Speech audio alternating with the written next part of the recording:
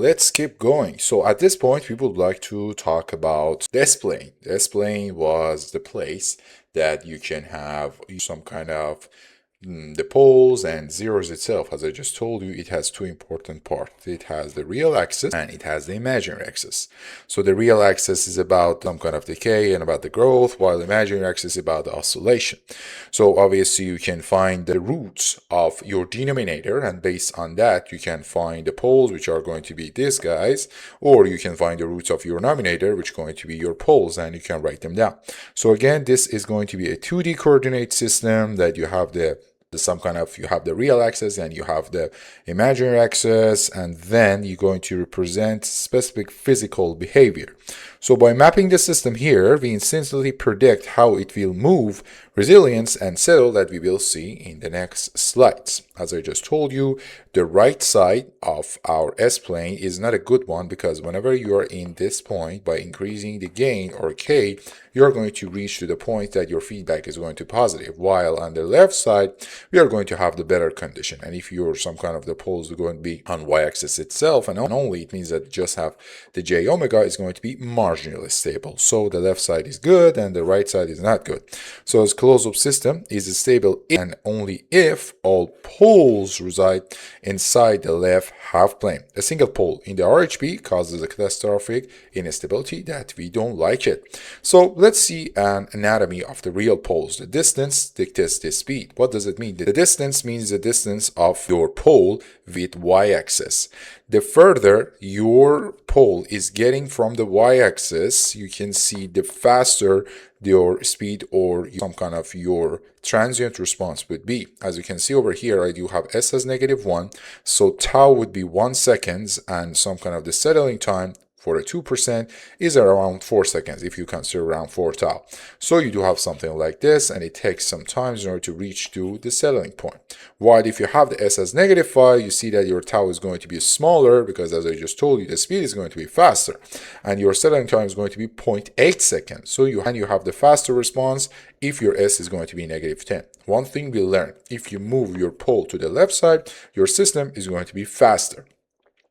Another important thing is about the complex pole. As we just talked about it, we do have two important factors. One was about the omega n, or natural frequency, and another one is about the zeta, which is the damping. So the distance, as we talked about it, is going to be speed. Obviously, not all the time your poles are going to be only on x-axis. At some points they're going to be further, maybe on the top, that it has the real part and imaginary part at the same time. So what we should do is still have to find the distance. So the distance is going to give you the omega n, which is going to be a natural frequency. And as I just told you, wherever the omega n increases means that your speed is going to be faster and faster. Obviously the frequency is going to be higher, your speed is going to be faster. So the magnitude as omega n dictates the raw speed of the response. On another hand, we do have the angle, which we call it as damping. So the angle, or the theta, which is the cosine inverse of this some kind of the zeta itself, dictates the oscillation. A larger angle from this some kind of horizontal means that the bumpier the ride. So we need to know this kind of factor. The omega d is about the resonance frequency. This is some kind of frequency related to the main component itself. If you remember about the bridge, the frequency of the wind was the same as the omega d, which was about the natural frequency. So you can find it as omega n times 1 subtracted by some kind of sigma to the power 2, zeta to the power 2, and we do have this relationship between our real part about the damping and about the natural frequency itself.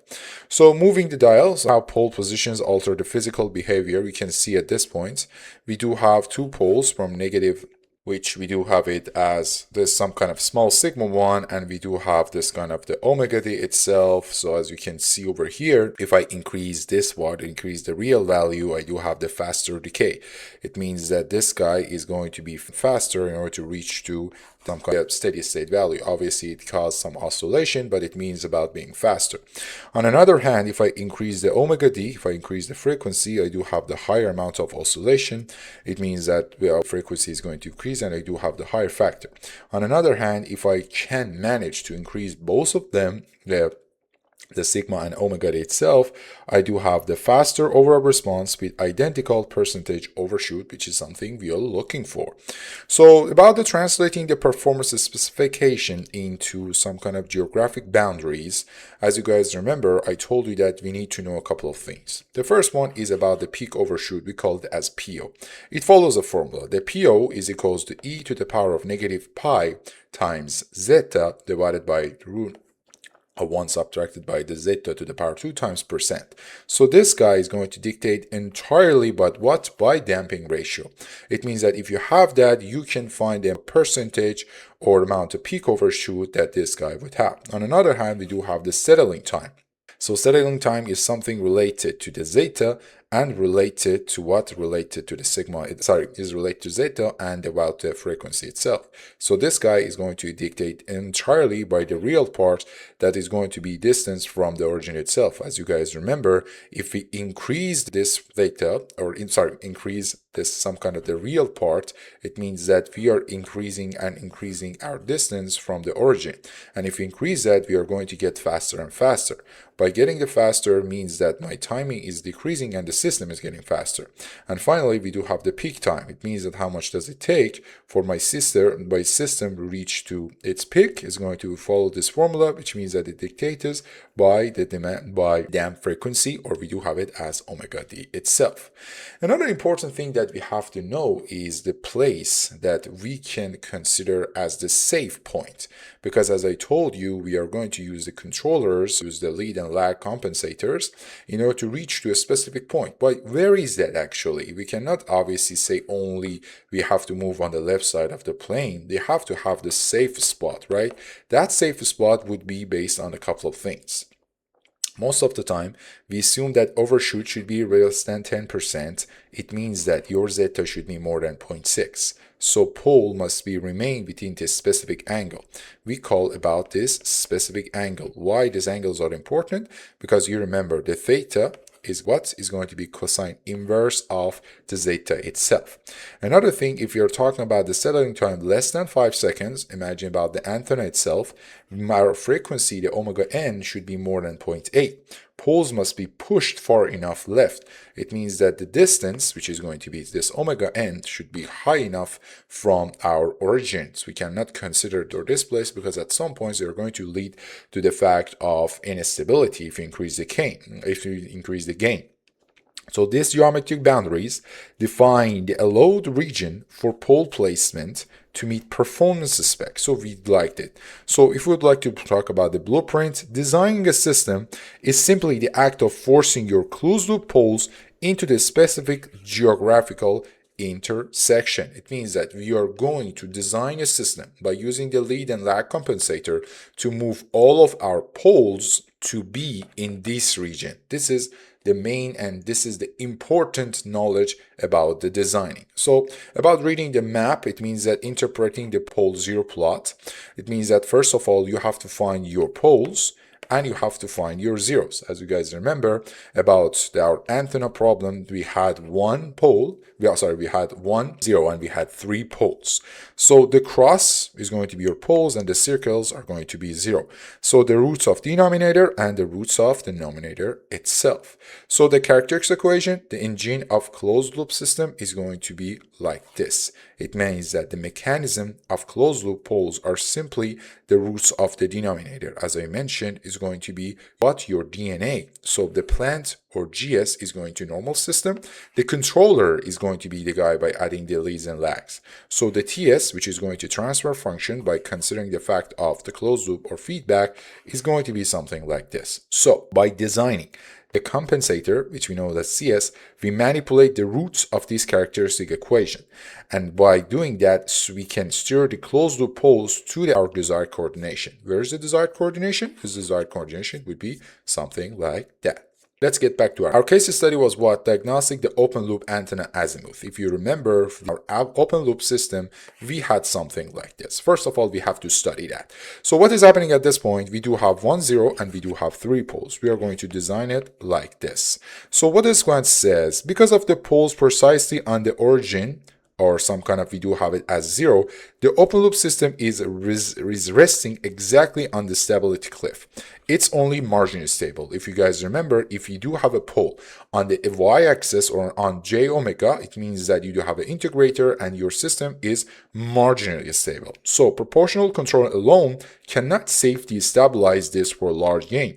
We need intervention. It means that rather than just Kp, which is going to be this guy, or your proportional controller, we need more ways of, we need some kind of more, we need much more complicated system, which is going to be controller. Why? Because we have to control the positions of the poles by increasing this gain value. So we just saw about some kind of the location of poles and the location of zeros. At this point, we need to design a controller that would move all the parts or all the poles to the left side, not just the normal left side. It has to move to the side that actually we desire. So as you base on some kind of the antenna sector, so we need to reach to the 4 seconds of settling time and less than 10% of overshoot. So the compensator, the CS that we are going to deploy beside the GS is going to push the system roots into the deep left. Right? So half plane, when we do have some kind of a real factor is going to be bigger than 1, and we do have the zeta is going to be 0.6.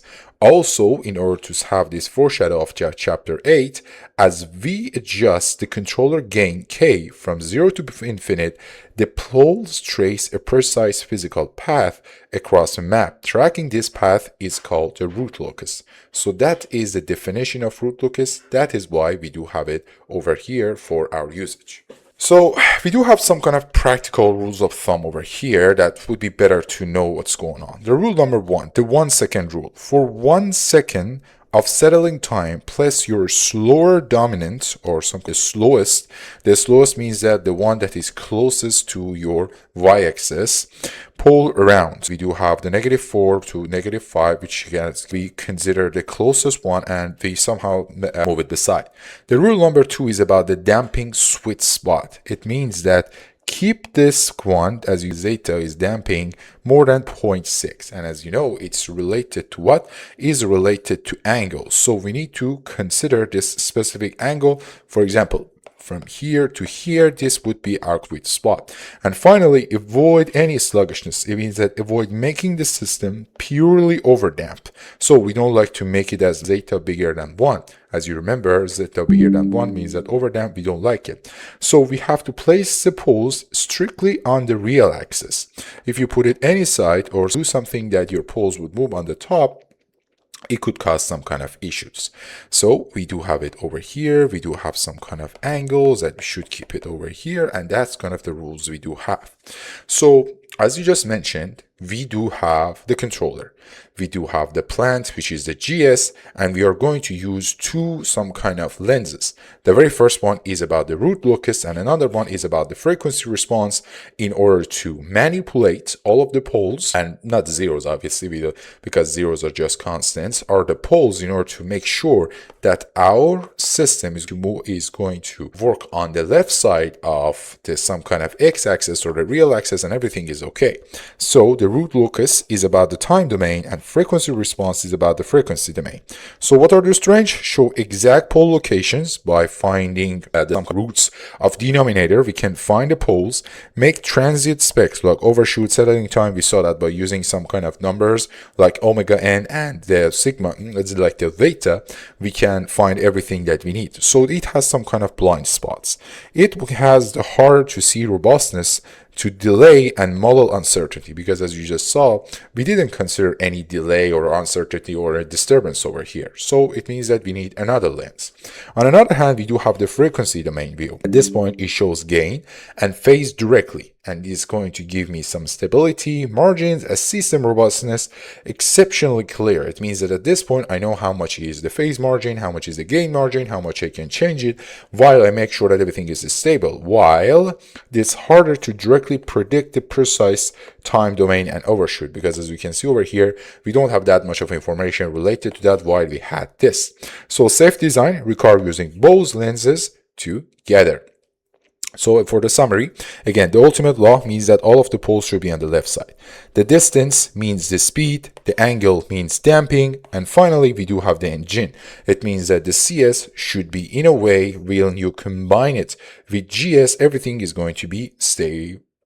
So let's move to this chapter, which is about the transit state response. So as we just understood, we have two important sectors. The very first part is about the transit section, and the next part is about the steady state response. But at this point, we would like to know a couple of features, a couple of information related to that. Something like the peak overshoot, about the rise time, about the settling time, so on and so forth. So let's have some kind of the visual equation that actually what is happening. So we have three different concepts. The very first concept is about the transient response. What does that mean? It means that when you do have some kind of input and your some kind of controller, your machine, whatever, is going to have some response. And based on the response and the value that you would like, you do have the transient response. It means that it would start from the very beginning. As you can see over here, it just start from the very beginning, and then it would reach to the thing that we like. I mean, obviously the thing that we like is about the settling time. It means that the difference between the normal output or the actual output that we do have and its target variable, which one thing that we put or we desired, for example, the room temperature or our body temperature, should be very small. On the other hand, we do have a steady state response.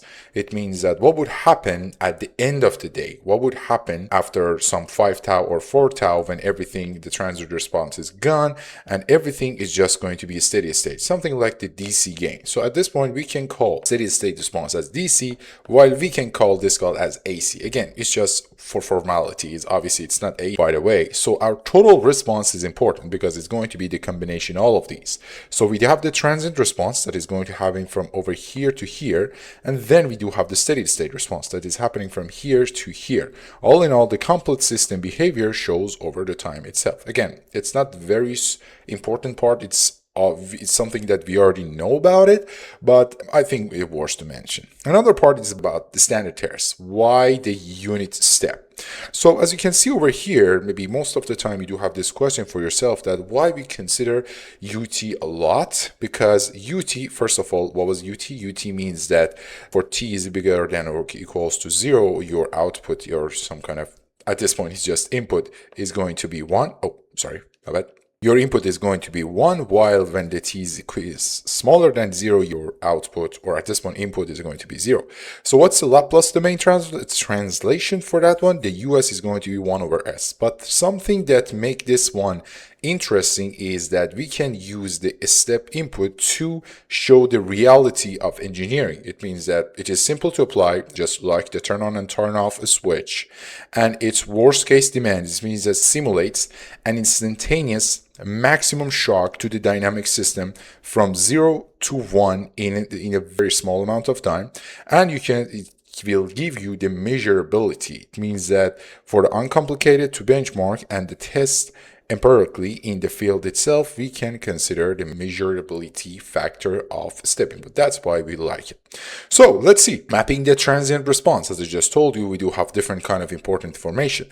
The very first information is about the rise time. So about rise time, it means that how much does it take for my system in order to reach from 10% of the final value to 90% of final value. By the way, the final value at this point means that it's maximum value, because final value obviously should be this line, this dotted line, which is the desired one, but from 10% to 90% of the maximum value that your system can reach is something we call as the rise time. So rise time has a formula, 1.8 divided by omega n. Omega n means that the frequency of your system itself, or beside that, we can have another definition as peak time. So the peak time itself is pi divided by omega d. Remember about that. Then we do have the percentage overshoot. Most of the time we just call it as PO. PO means that how much the response exceeds the final value itself. So it's not very formula-wise related thing. Obviously we can see that. It means that the value, the difference between value, the maximum value, and the steady state response, it shows what be a percentage. So we call it as the percent overshoot. And finally we do have the settling time. The settling time means that how much does it take for my system to stay within the positive negative 2% of its target, or the error, which was the actual value subtracted by target, what should be something around positive negative 2%. By the way, the actual value divided by target, obviously like that. So these are somehow 3 to 4 important definitions related to the transient response. So one thing that we have to know, or while trying to control everything, is about a balance. So it means that we have to find a balance between two important factors. The very first one is about the zeta, which is damping. On the other hand, we do have the omega n, which is the frequency or the natural frequency of the system. What is the actual, or what is the desirable system? The desirable system that it has more damping.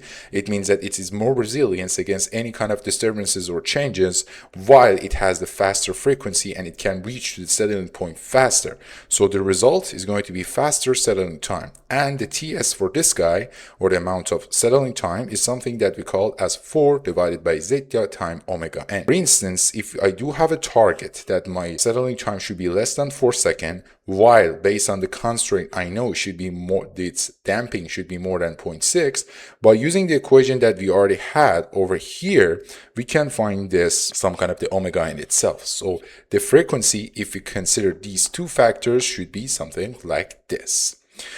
Then we do have this some kind of the matrix. It shows the damping spectrum. We already talked about it, but it's worth it to mention it again. As you guys remember, when we do have the under damping condition, means that our zeta should be from 0 to 1. So at this point, we do have under damping. We do have a little bit of oscillation, and finally we reach to the value that we want.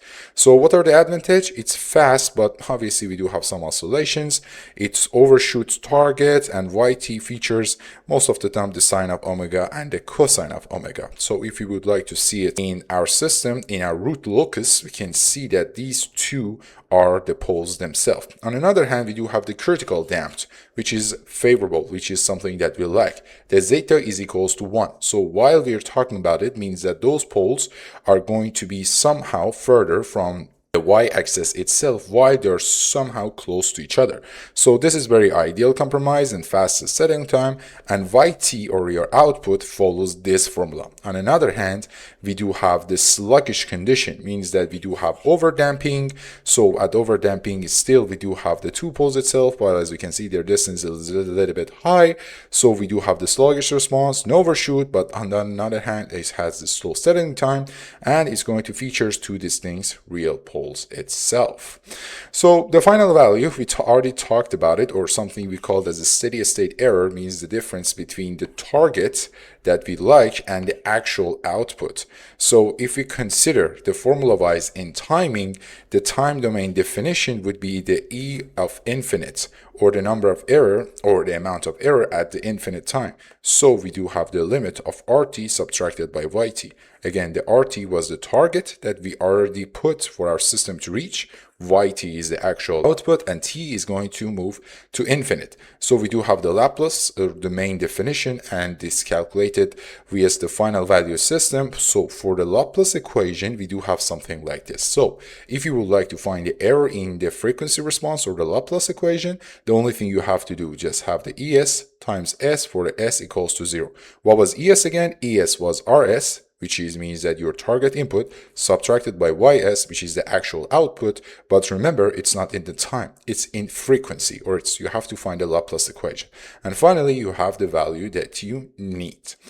So the architecture of stability, this is very important, which is going to relate it to the rules that we have to apply for our root locus system. So let's talk about the first four. The first four laws is talk about the number of branches, the real axis segments, the symptoms, and breakaway and break-in points. Let's have it one by one. As we all know, when we are talking about the root locus, the very first important part is about S-plane. S-plane has two parts, the sigma, or the real section, and it has the omega, which is going to be our imaginary part. So the sigma is the real part and omega is the imaginary part, and by combination of these two, we can find the location of poles and zeros. So poles, which we showed by x, we do have it as like this, and again, the variable or its degree is n, and the origin is the roots of denominator. By denominator, and we do have the transient function related to our closed or open loop system, we are going to find the roots of denominator, and we do have it as poles. So its role in locus is that it is the starting line, and then the amount of contribution that it has per our angle, or the final angle, is 180 degrees. So poles are very important, or they are the DNA of our system itself, and by increasing decay they would also change. So our mission is to study that, and if that poles are on the right side, somehow we have to find a way using the compensator to move it on the left side. On the other hand, even if they are in the left side, we have to make sure that they are going to be in the specific region that we like, as we talked about it. Then we do have the zeros. The zeros are going to be the variable m, or the degree of m, and the origin is that the roots of nominator, with their roles is going to be the finish line, right? The role in the Locus poles are the starting line, and zeros are the finish line. They're going to act as the gravity. So the angle contribution is just zero. So it's not that kind of important thing. As we just talked about the first four rules, we have to know a couple of things related to the root locus before starting. The very first one is about branching. Branching means that the way, or how many ways that we do have based on the poles itself. And as the name suggests, it says that some kind of branches, how many ways you do have if you increase decay, or if you change decay, was the gain itself. For instance, if I do have a transfer function, of open loop transfer function as this, and if I do have 3 poles, it means that I do have 3 branches. By changing decay, I do have 3 I do have some kind of 3 sections that they're going to change their values. So those are poles, right? In another system, I do have s times s plus 1, so I do have 2 poles, and I do have 2 branches itself. Remember that all the time, the characteristic equation that we consider is something like this: 1 plus kgs, that's hs, is equals to 0. So if you do have a system that doesn't have any controller, obviously hss is going to be 1, but this is the very important formula that we are going to touch it a lot. Another very important part is about the ground path, the real axis segments. So maybe you ask for yourself that, okay, know the positions of roots and some kind of poles, the poles and zeros, but how I can understand it, how actually they move. So as I mentioned, the 0 is going to be something constant. That guy doesn't move, or that guy is going to be destination, and poles actually would move. So on the real axis, the root locus exists on only segments where the total count of real poles plus real zeros to the right is an odd number. Imagine that I do have my real axis, I do have 1 0, I do have 1 pole. And if I would like to know that how this pole actually would move, the simple thing is that I have to find the right path, or the ground path, for the root locus. As we all know, whatever you are moving, you have to make sure that on the right side you only have odd numbers of poles, or the combination of the poles and zeros. So at this point, we don't have any root 0 or pole on the right side, but at this point, I do have 1 0 on the right. And at another point, I do have 2, actually it should be something like this. I do have two zeros and poles in combined with each other. So these 2 parts are not going to be the part of the root locus, and this part is going to be there. By increasing decay, we know that your pole is going to move to the right. So again, count everything to your right, doesn't matter pole or zeros, and it should be odd. If it's odd, the path is going to be active. So we do have a very simple example over here. Imagine that your GSHS is going to be what? Is going to be k times s plus 2 divided by s plus 3. It means that I do have 1 0 and I do have 2 poles. So I do have 2 poles, I do have 1 0 itself. I can move from this side to the left in order to find the root locus. So obviously I don't have anything over here on the right side, so it doesn't count. But at this point I do have 1 pole on the right, so it counts. Between this guy and this guy I do have a root locus. When I move to the left, I don't have anything on this side. Why I don't have anything on this side? Because if you count the number of zeros and poles, you do have 2, so it doesn't count. But when you move to the left side, or when you move to this side, you're going to have 3 as the number of poles and zeros, so you know that you do have your root locus itself. So far, the only thing we need to know is the place of poles, zeros, and the root locus path. Another important thing is about the guidance to infinity, because when we increase the k, this k is going to go to the infinity. So not all the poles are going to get to the zeros. Obviously, we do have some poles that are going to reach to the zeros because 0 is the gravitational part, but what would happen to other poles? At this point, the rule says that as k approaches to infinity, the remaining n subtracted by m branches approach straight line asymptotes.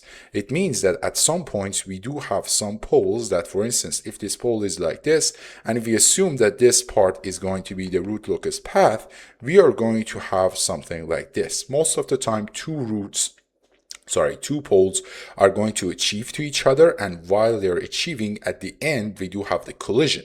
So that collision is going to lead guys to some kind of move to infinity. So by infinity means that we should follow a path. So that path is going to be based on the asymptotes itself, that we are going to have some examples how you can find them.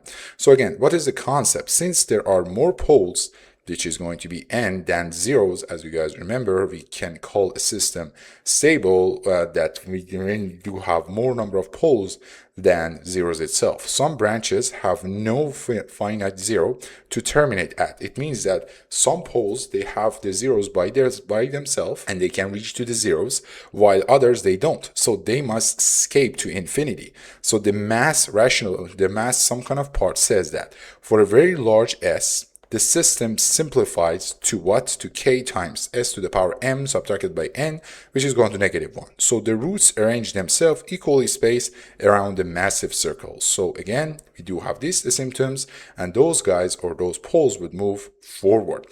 For instance, we do have our system, the last system that you guys remember, which was about that gs equals to k times s plus 2.43 divided by s times s plus 3 times s plus 10.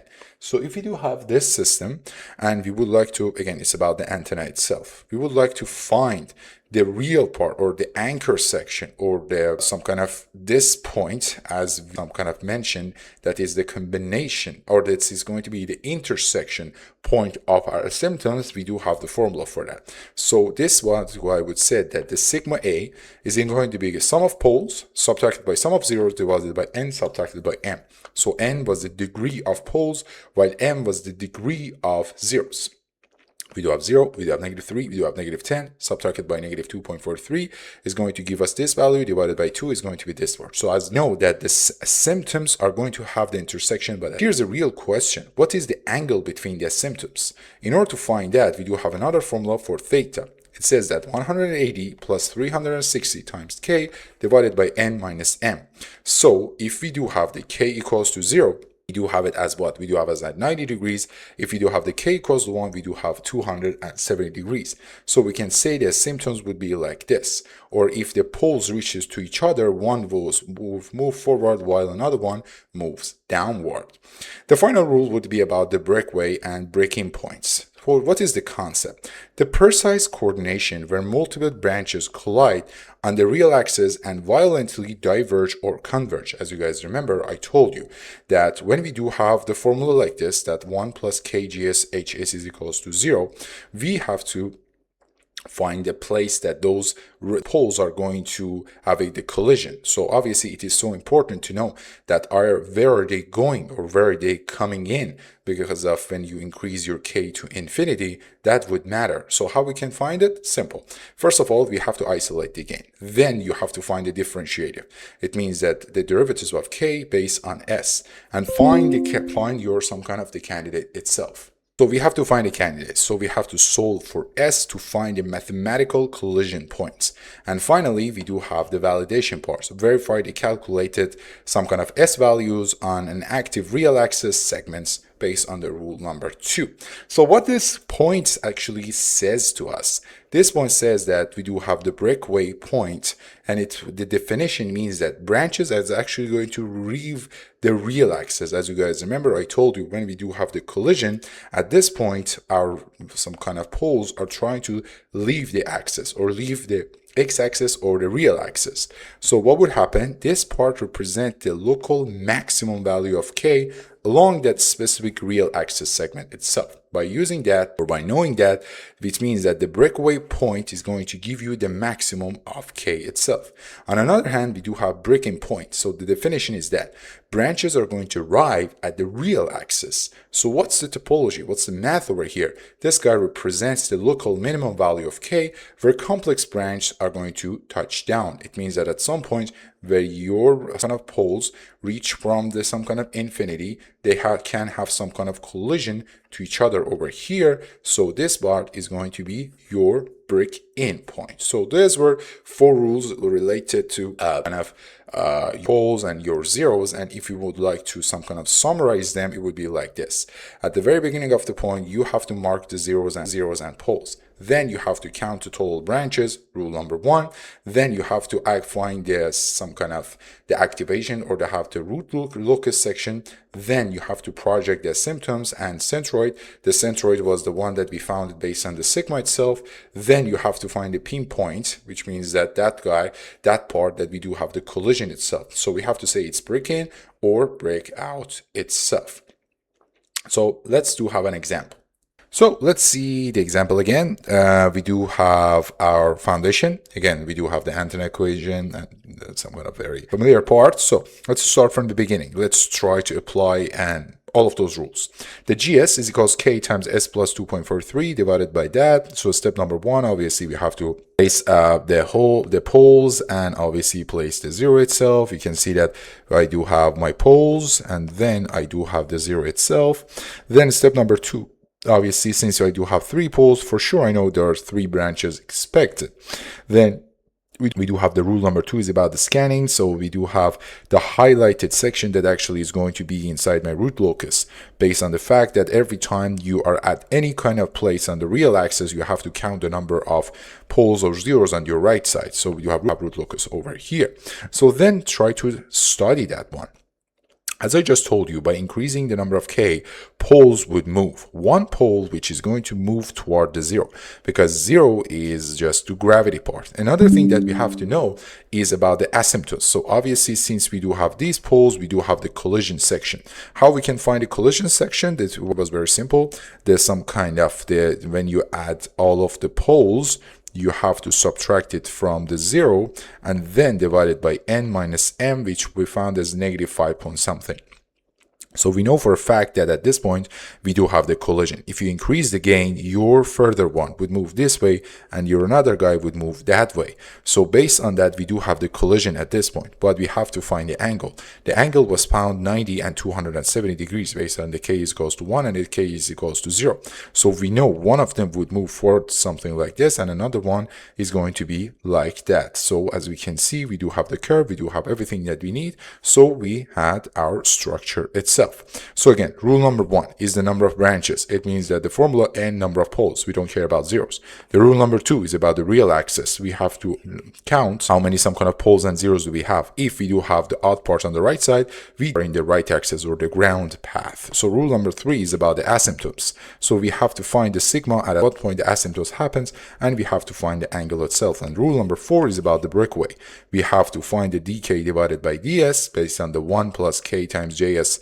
hs is equals to 0, and we can find our kind of breakpoints. Either it's break in or break out itself. So let's see again another some kind of question.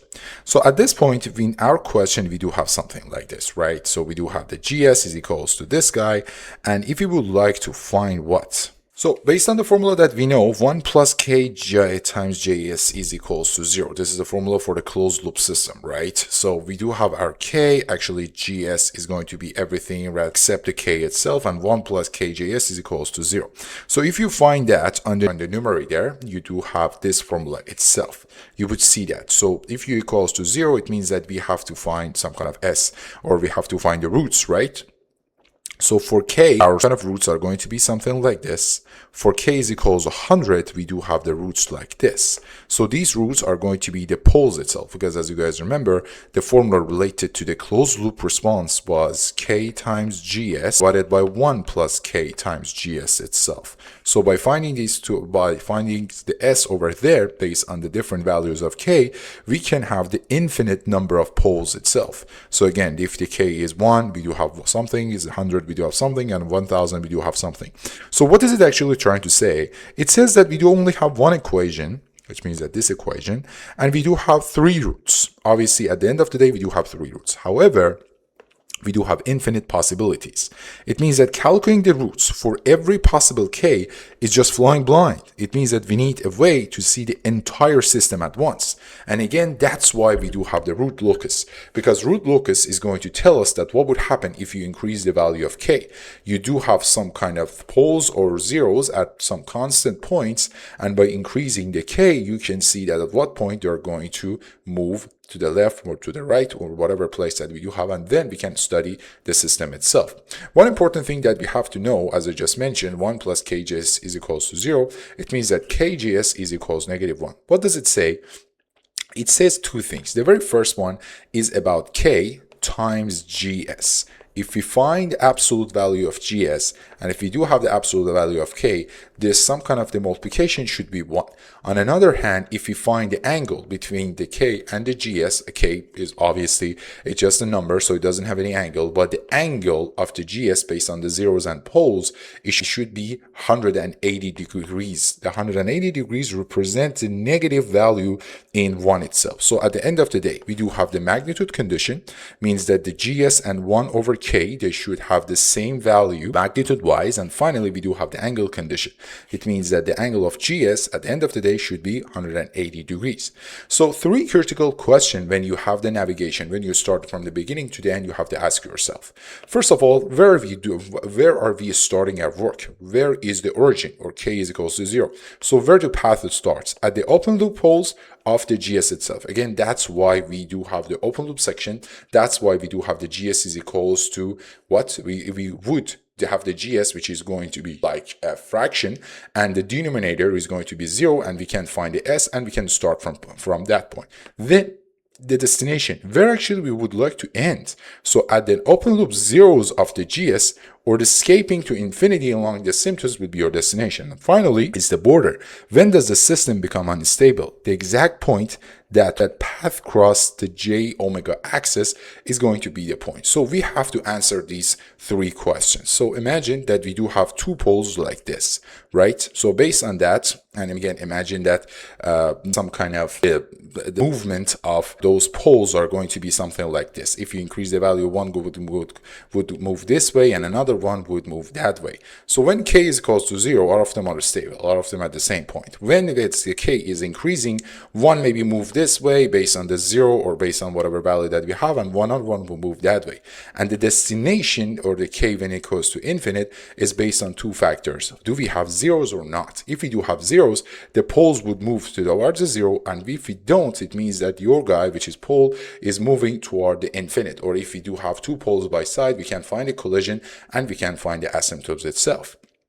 So imagine that we do have the condition like that.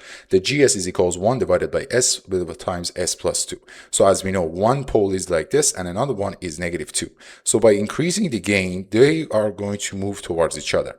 And then we do have the collision. We can just find the collision point. And after that, we do have the split as k is equals to 2, or if k is equals to infinite, and one moves forward, moves to the top, and another one moves to the bottom itself. So again, we can find the angle.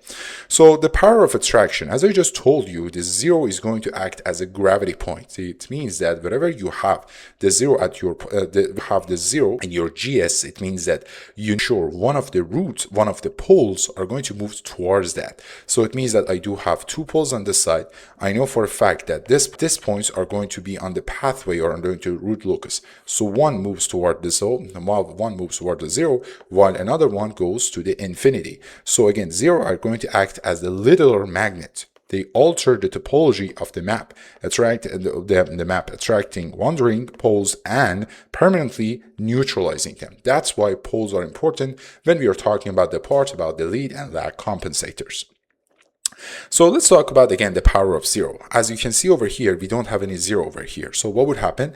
I do have s equals to 0 as my one pole, and I do have as s is equals to -2 as another pole. If we just do the calculation, you can find the collision point at -1.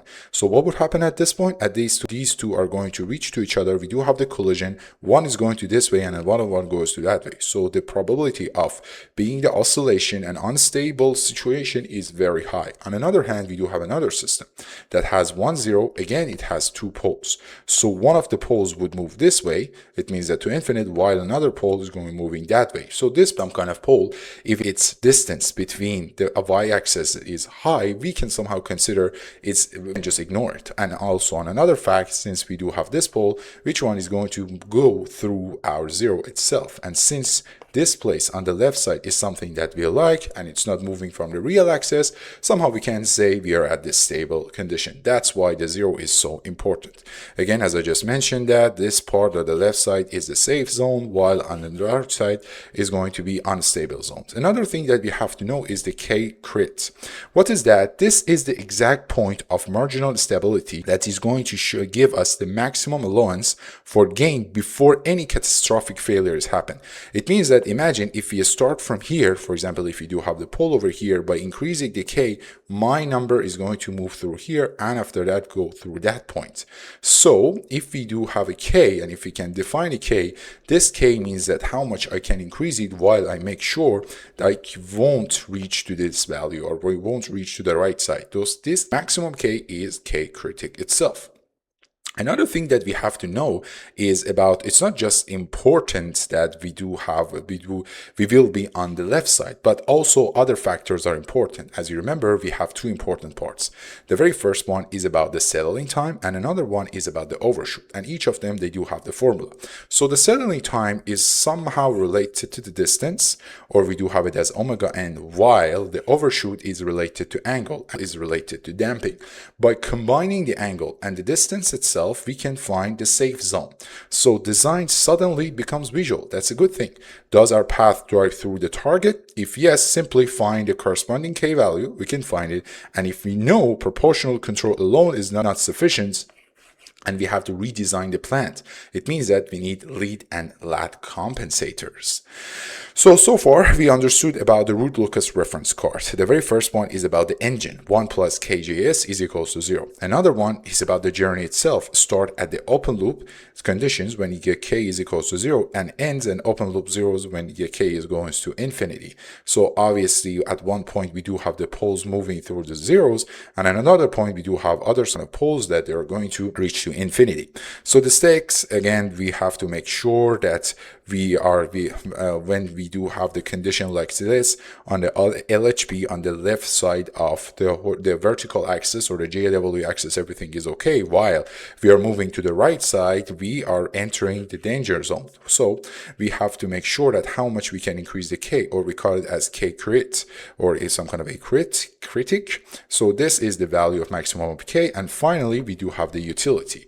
It means that not only we have to make sure we are on the left side by 1, but also based on the value of zeta and omega n, we have to make sure we are at the target zone.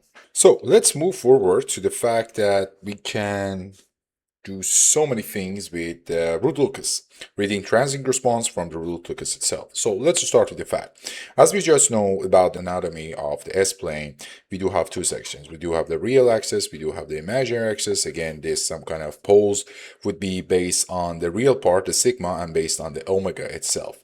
So we do have the j omega, which is going to be imaginary parts, and this guy is going to determine the oscillation frequency, while on the other hand, we do have the real parts. This is going to be the decay rate. And the angle that is going to be between them is going to give me a very good clue about the damping, which we know as the the zeta is going to be the cosine of theta itself. So about the decoding the percent, some kind of the percent overshoot or the PO, we remember a couple of formula, but let's just remind you about that. But obviously you don't have to remember these formulas, you can just put it on your cheat sheet. So the PO is going to be e to the power of negative p or pi times zeta divided by root of 1 subtracted by the zeta to the power of 2 times 100%. What do we understand is that the PO is completely related to the zeta itself. So we can somehow get this conclusion that the PO is just a zeta base. So what are the insight again that we can get? For a second order system, the constant damping ratio over the zeta curves all radial lines from the origin.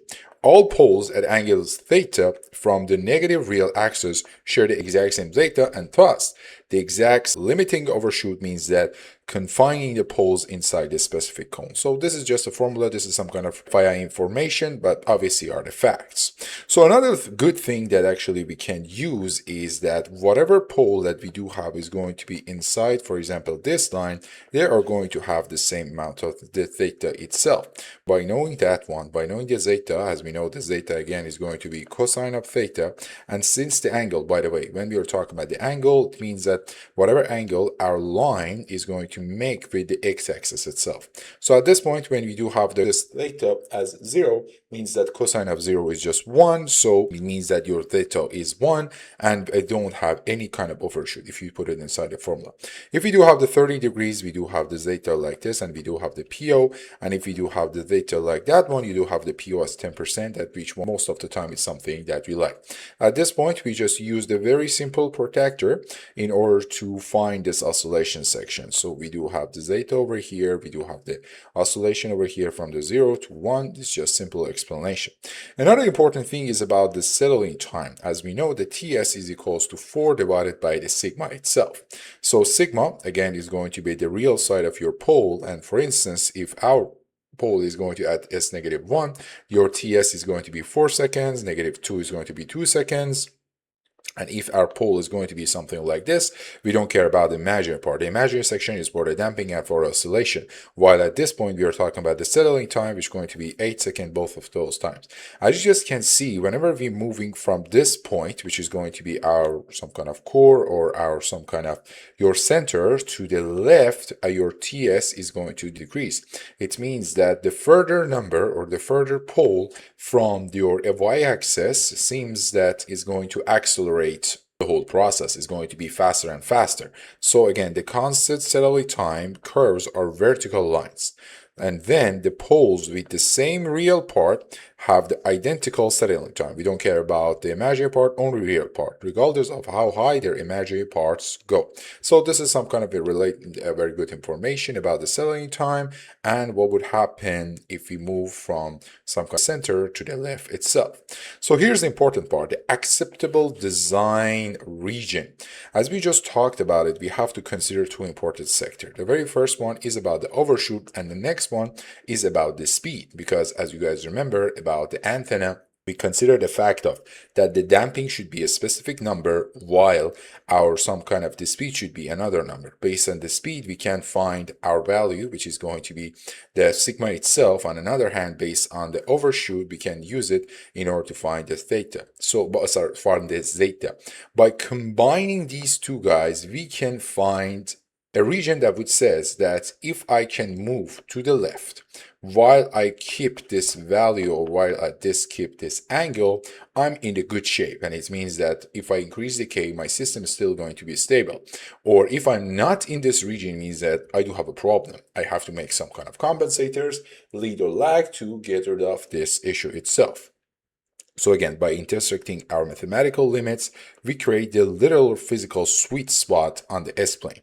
Any pole placed within this green boundary guarantee that our specs are met. By the way, it's going to be something that the question would already give it to you. So by knowing them and by putting it in this region, you know that everything is fine. So the pole placement trade-off, obviously we cannot put the poles wherever we like. If we would like to high WN, it means that the poles, they should move far left. What are the pros? Obviously, they are going to be fast response. What are the cons? High control effort. This means that those guys are so sensitive to some kind of any noises. And these guys were ideal for the precise and low noise system actually. So what would happen if we do have the high damping? By high damping, by the way, it means that all of them are going to be on x-axis. Is going to be cosine of 0 is 1, so I do have the high damping. It means that the smooth response, everything is good, but I do have the very slow settling time. So where I can use it is going to be positioning task where oscillation is fatal.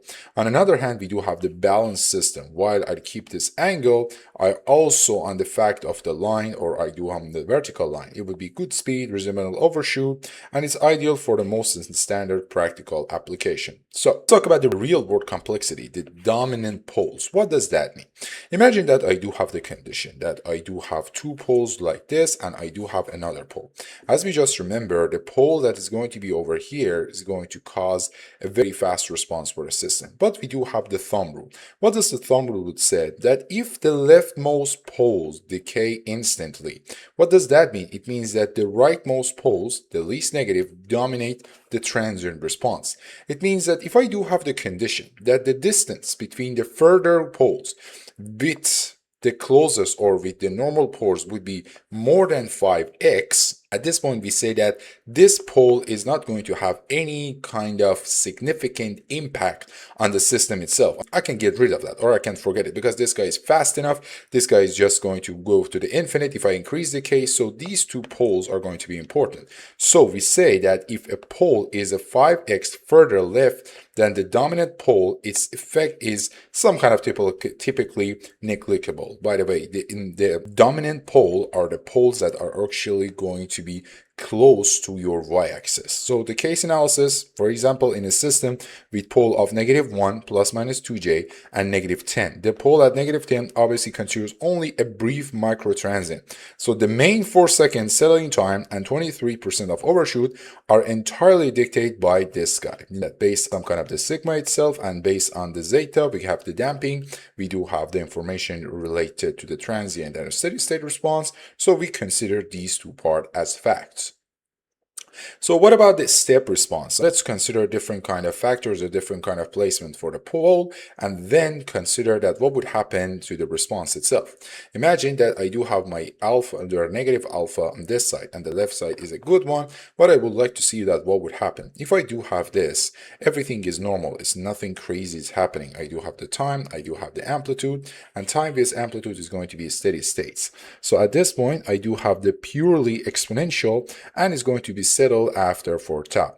What would happen if I do have my poles over here on y-axis? If you guys remember, if we do have the y-axis section, we are going to dealing with some oscillation, or we are going to have the marginally stable. It means that these guys are going to some kind of oscillate till the end.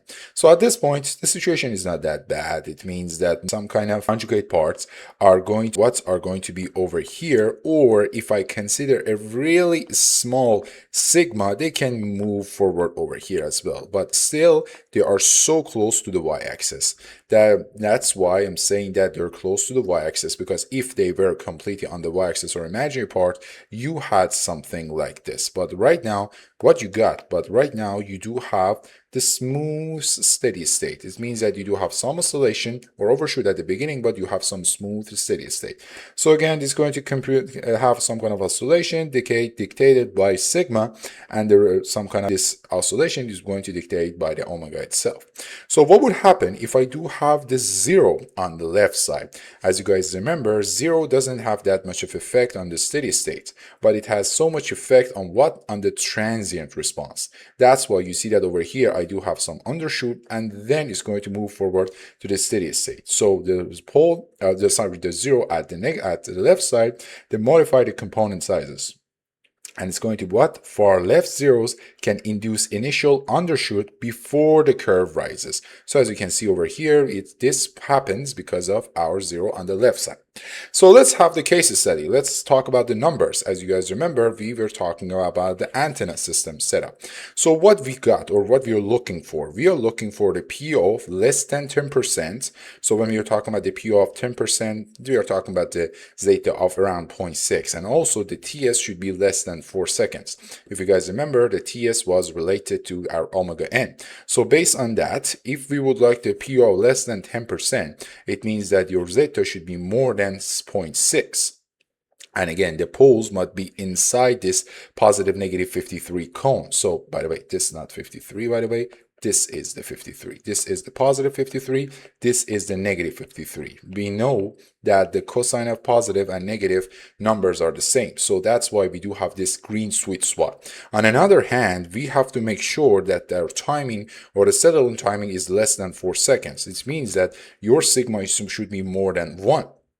By the way, when we're saying that the sigma should be more than 1, obviously we are talking about the absolute number.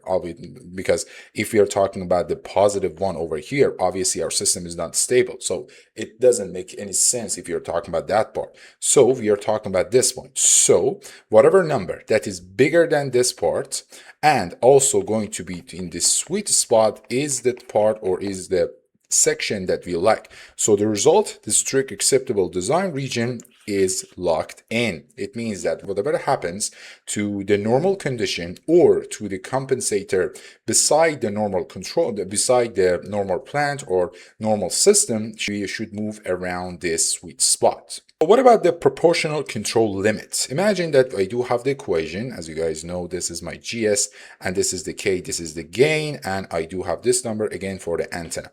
So the root locus path representing the proportional gain, which we call it as K, and physically never cross into the acceptable design region. Because as you can see over here, if I consider the fact that I do have this pole obviously is going to move to the infinite, so we don't care about it that much. But we do have this condition. We do have the condition of the 0 and we do have the negative 2.43. If we increase that number, if we do some kind of incremental for ourselves, what would happen? We do have this section. It means that by increasing the K, I'm giving or I'm leading my work or I'm leading my system to the unstable condition, which I don't like. So what are the diagnoses? The real axis segments are too close to 0. It means that at first point, we do have a slow setting. Again, we don't like this guy because the distance is so much or so high, and after increasing the K, this guy would go infinite, so we don't care about that.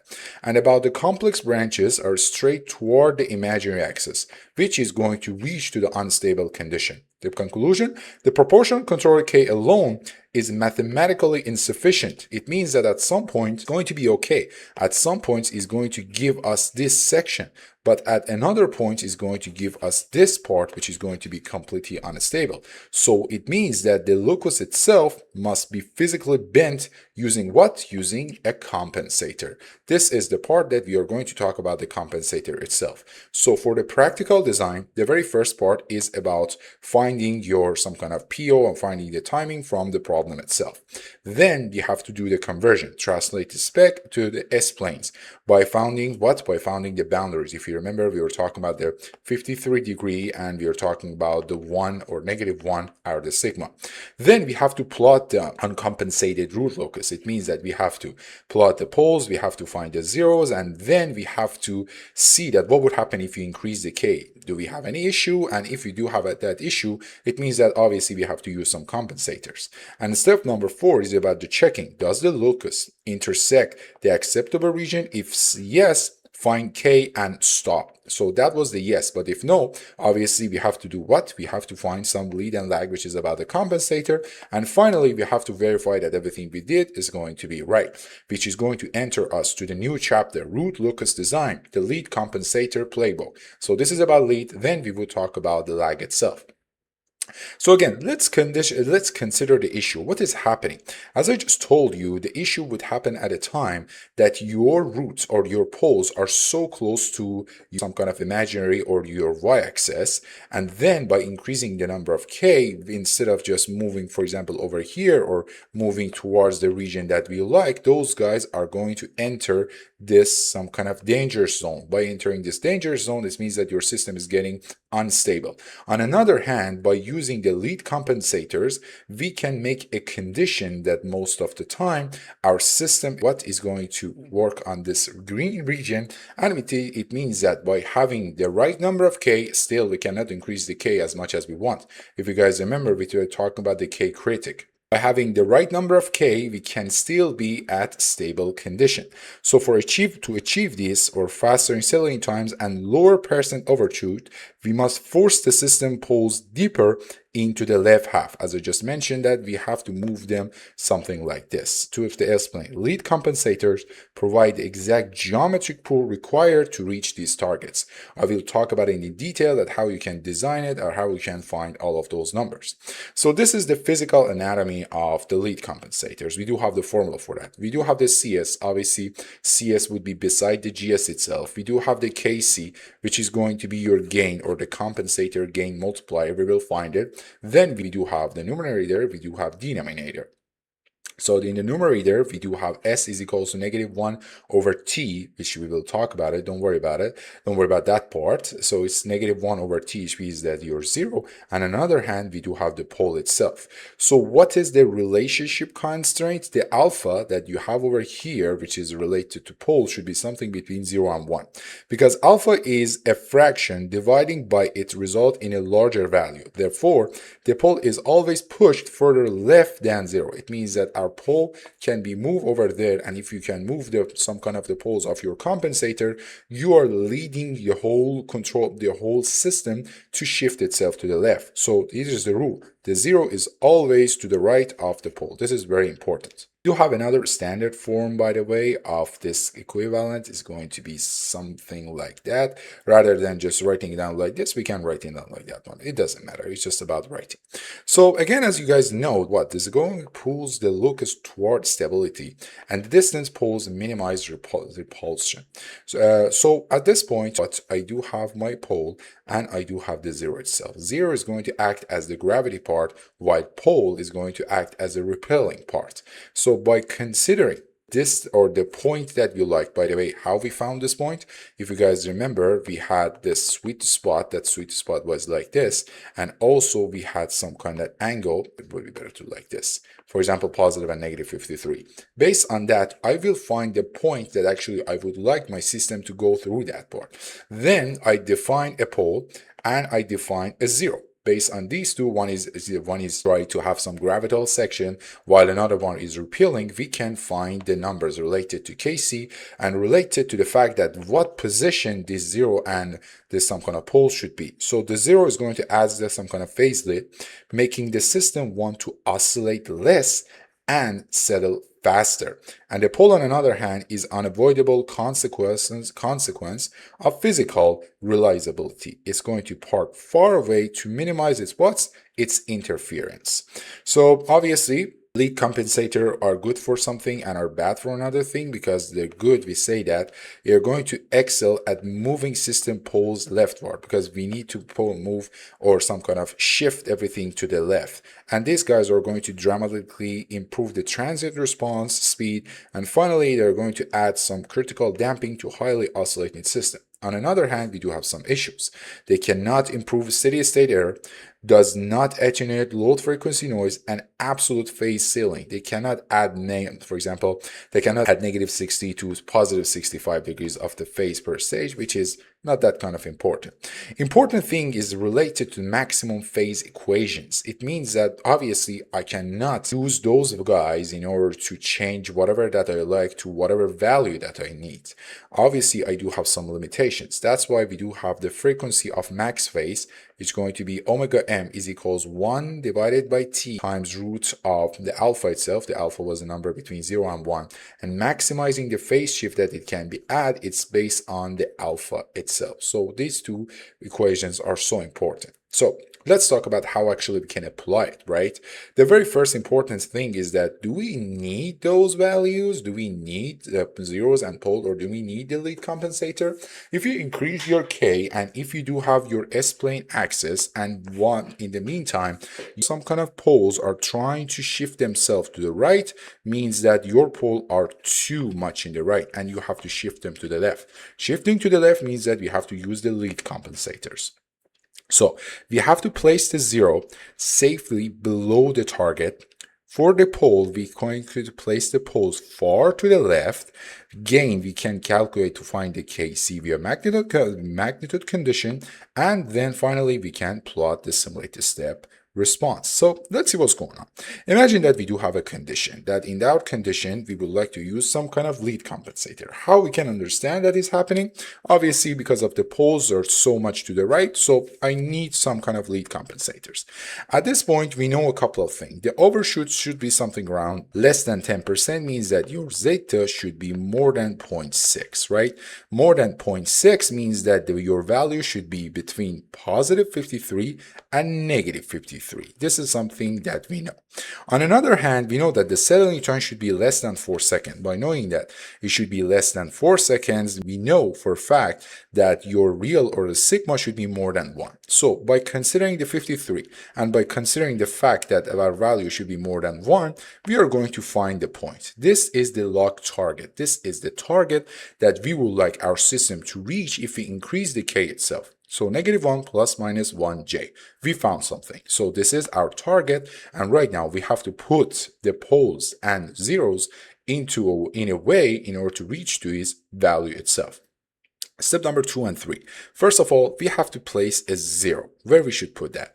So we can place the 0 roughly below the desired pole to attract the locus without canceling necessary system zeros. It means that at this point, if I do have my value as -1, I know -1 and 1, positive 1j, is going to be my value. But I do have some kind of freedom related to the 0 itself, so I can put it somehow very close to my desired value. In most of the time, they do have the rule for that. Again, it's a rule of thumb.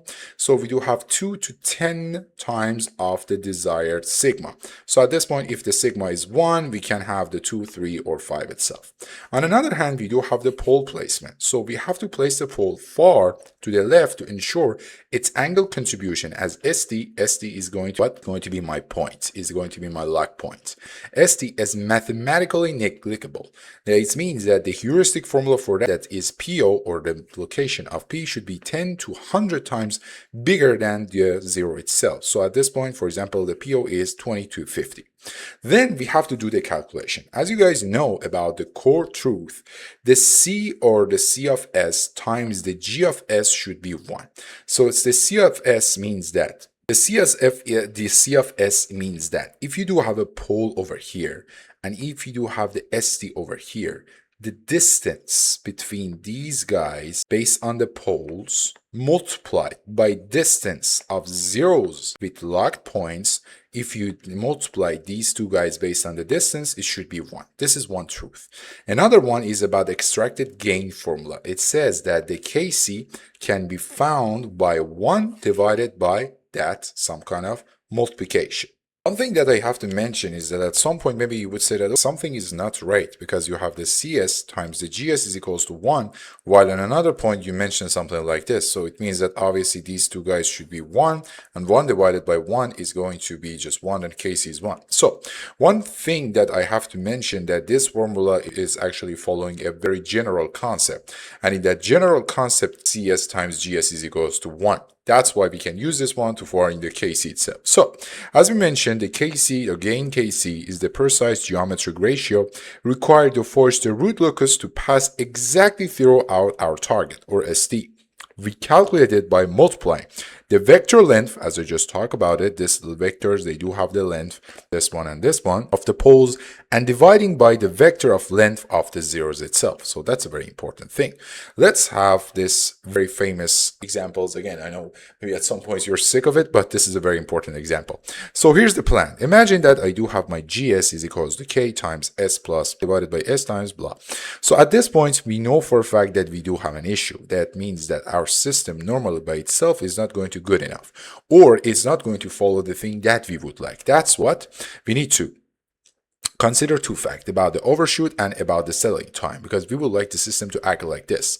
An uncompensated failure would happen like this. The -10 is just very far from here, so we just don't consider it.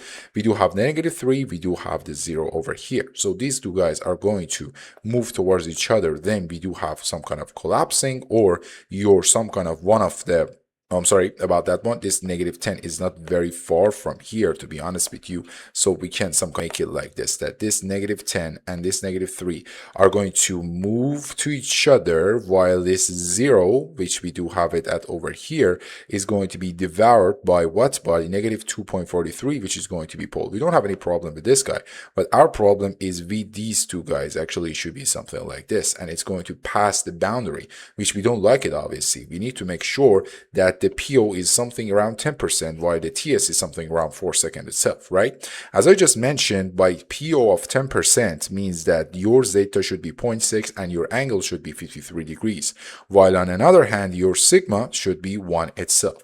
So at this, the first step is that we have to find our point. I mentioned that we can some kind of choose the point to be something bigger than sigma itself, or the is equals to sigma, or we can be 2 times bigger than that, doesn't matter. But our ST at this point, let's just forget about that fact, our ST is something like this. Obviously, you just assume that your ST should be negative 1 plus minus J1 as the last example that we have. But in order to make a little bit difference, I just made another number. So ST, or our locked number, should be negative 1 plus minus J 1.33. So distance would be 1.67 and the angle is 53 degrees. So let's have all of those steps one at a time over here. So as you guys remember, the step number 2 and 3 was about choosing our poles and zeros itself. So for pole, we just consider, or 0, we just considering the 3 times the desired of sigma, for example, 3. And for the pole itself, we just considering the 10 times bigger than the 0 location, or 30. So at the end of the day, our CS is going to be something like this. The KC times S plus 3 divided by S plus 30. Then we have to find what? We have to know a fact that K times GSD times, by the way, this is the length, and times CSD equals to 1, right? This is the fact. So our SD, or our locked position, is negative 1 plus J 1.33. So for the numerator vector, it means that I have to find the distance from this point and what? And the 0 itself. So if you combine this one and 0, you do have what? You do have a new vector, or you do have some kind of your vector from this to this point, and you do have something like that one. So 1.95 is going to be your what? Is going to be the distance from your 0 to the ST itself. On another hand, we do have the denominator vector, right? We are going to do the exact same thing. By the way, something that I have to maybe refine it again is that the way that we found this point was by putting the ST inside the previous formula, or inside of this guy. So by putting the ST over here, we can find a new point, which we do whatever as 1.43 plus J 1.33. The distance would be 1.95. We do have the same factor. By using the ST inside of this one and that one, we can find the distance, or SD plus 3 times SD plus 10, which if you do that, the distance would be 1.67 times 2.40 times 9.10, and we do have 36.5. Yet we are not going to do anything with these values, because still we are at our GS. We still haven't talked about the CS yet. By CS, it's simple, right? By CS, since I know the fact of my CS itself, the only thing you have to do is just put the ST inside of that, and you do have this on the top, you do have on the bottom, and simply you can find the value itself. So far, we found the value for the GS, or the distance, we found the value for CS, and if you put it inside this formula, you can simply find your KC. So the final system would be like this. CS is equals 227, which is your gain, times S plus 3 divided by S plus 30. That's why the way it is. So for the next part, we are going to talk about the lag compensator. So again, let's move back to our example itself. As you guys remember, we had the antenna dish, we had the position encoder, we have the gearbox, and we do have our azimuth driver. All in all, they are going to work side by side in order to make sure that everything is okay. So at some point, we need the speed requirements. It means that we need the fast response, we need low overshoot, we need to dictate a lead compensator, like the one that we did. On another hand, we need accuracy requirement. It means that the zero steady states are for tracking ramps, and this guy dictate an integer. So another important thing that we have to know is about the ramp tracking overlay, because in the normal system, if we assume that input is going to be, or the target that we consider is going to be based on the ramp, if we this black one, this in uncompensated system, which is going to have the type 1 error, we see that a pure type 1 system achieves 0 error to step input. It means that it's okay, but exhibit a constant non-zero lagging error to a ramp input, and the antenna can never catches up the thing that it wants. That's why we need the lag compensator. So here's the resolution. A pseudo integer driven by the multiplier. It means what? It means that at some points I do have my original system, and as you guys remember, for the steady states we can find a kV, or the number whatever it's going to reach to out is the limit of S times GS at S is equals to 0. It means that that's kind of the gain or DC gain. By using the lag ratio, which is going to beta, and this beta is bigger than 1, we can achieve a new system. By this new system, for sure we can achieve the thing that we would like. It means that by passing the system through the lag compensator, the velocity error, which we know as kV, is physically amplified by the factor of beta. So what does that mean? It means that if beta is 10, kV is going to be bigger 10x, and a steady state error drops to what? To 1 divided by 10. It means that your steady state error has the indirect relationship with what? Or it has the vice versa relationship with your kV, or the gain at S is equals to 0.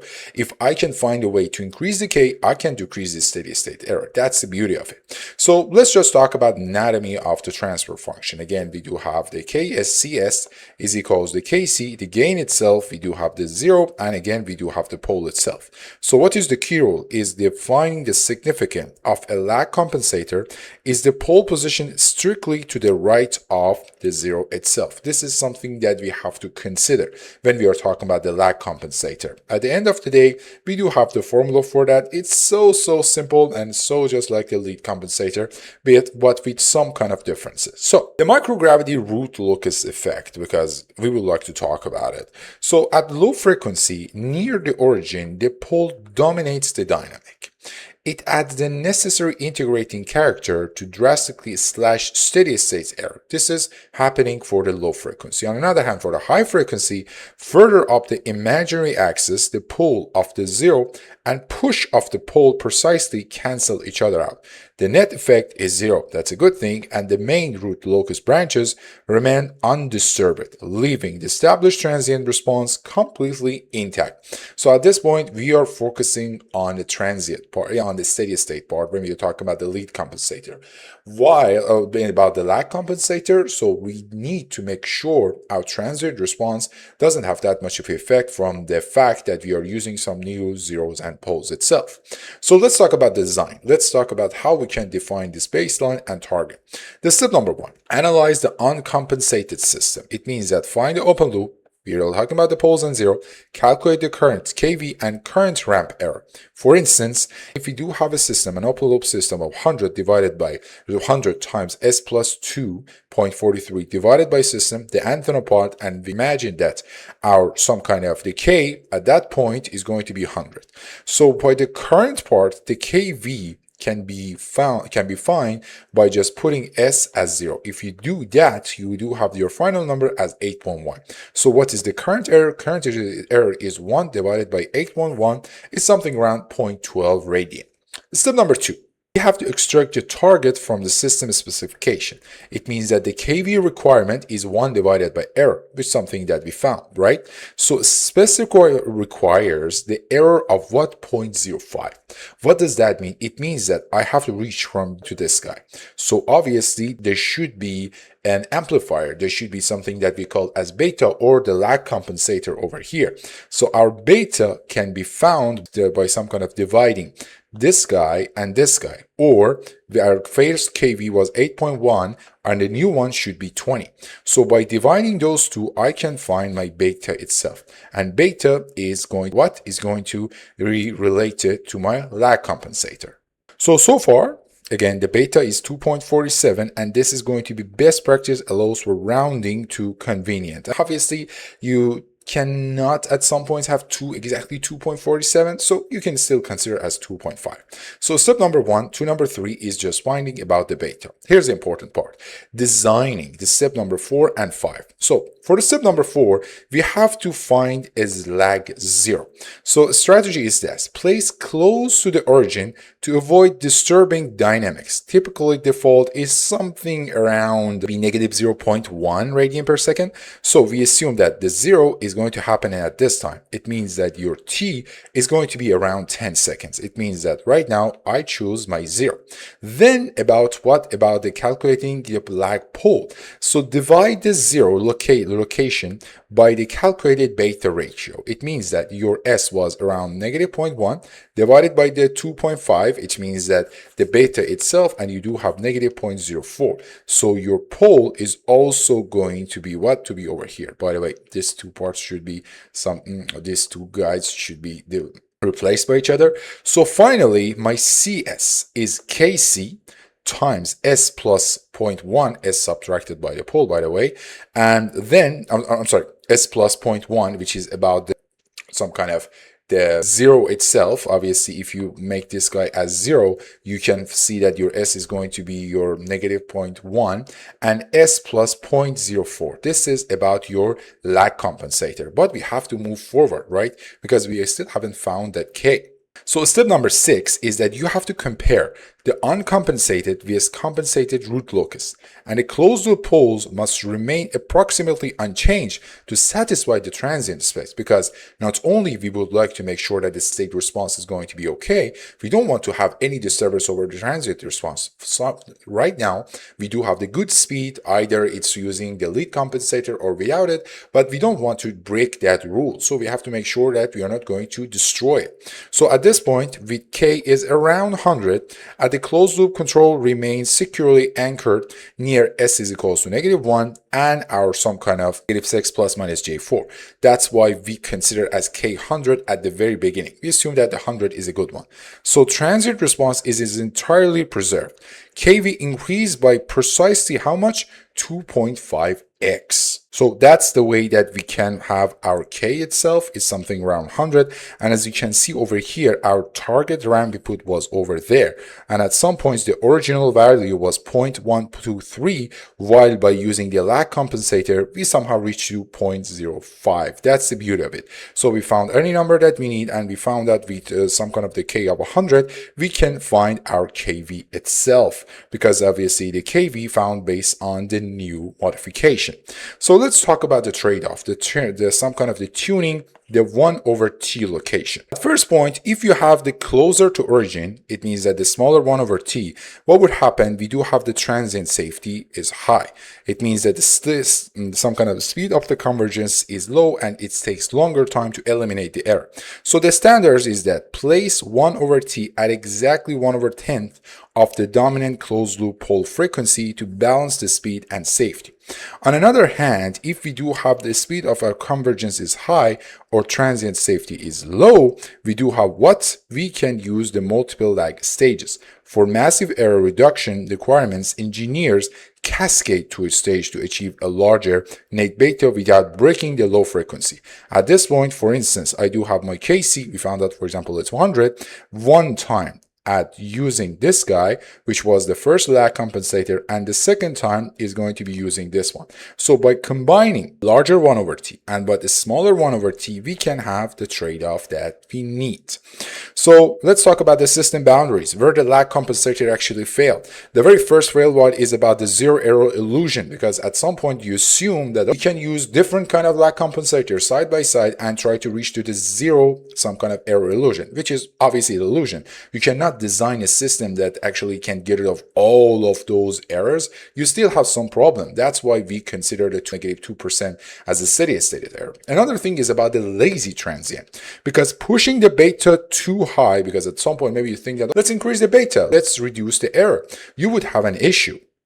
And that issue is that force the time constant to massive length. It means that your system becomes initially unresponsive and extremely sluggish to settle. We don't want it. And finally, the marginal system collapse. If an uncompensated system is already barely meeting tight transient specs, minor locus, some kind of perturbations from a lag compensator can easily push into violation. That's why it is important. Not only we have to use the lag compensator, but also we have to make sure that our system is not that bad. So either we have to use the lead compensator or we have to get rid of it, because using the lag compensator beside of the fragile system can make it completely destroyed. So far about the metrics, we understood this. We have the lead compensator because it's going to improve the transient response and add some damping. So an S-plane means that poles move decisively left and up. So then we do have the lag one. The lag is going to improve the steady state accuracy. We are going to reduce the error, and the poles barely move. Again, we don't want to some kind of change the system. We don't want. That's why we are using the poles and zero that are very close to the y-axis. And finally, we do have a lag and lead, and it means that we are going to have the transient and steady state at the same time. The combination of the leftward shifting your poles to the left and near origin integration is going to give you something that you need. So at this point, I do have the lead compensator. We already found it. Then I do have the lag compensator, and finally the lead and lag could be something like this that I need.